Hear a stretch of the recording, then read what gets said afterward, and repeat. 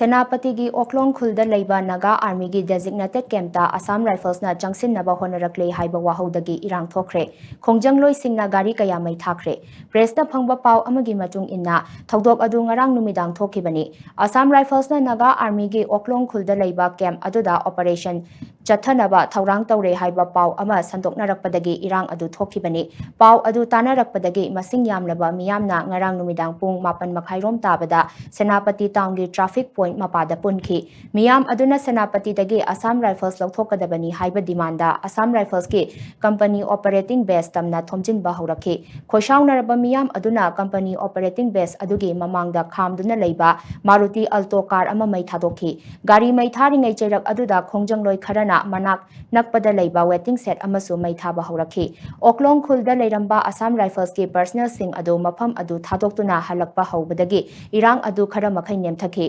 Adum oinamak personnel sing aduna halakpagi lambida Assam Rifles ki truck ama khoishaunarba miyamna mathak makha onthoki aduga Assam Rifles ki gypsy anina mai thadokhi miyam adu lakshinnaba honabada security force ki maikaidagi tear gas cell kaya kapki haujik phawbagi oina Assam Rifles amasung Naga Army gi marakta khut thoknakhiba natraga Naga Army gi campta operation chathakhibagi official oiba statement amata thadorakpa leitri mafam aduda makha tana pamdaba thodok sing thoktanaba security force na mikup na hum sing na ngak sen bagi thabak makha tana chathari hainasu pau asina makha tari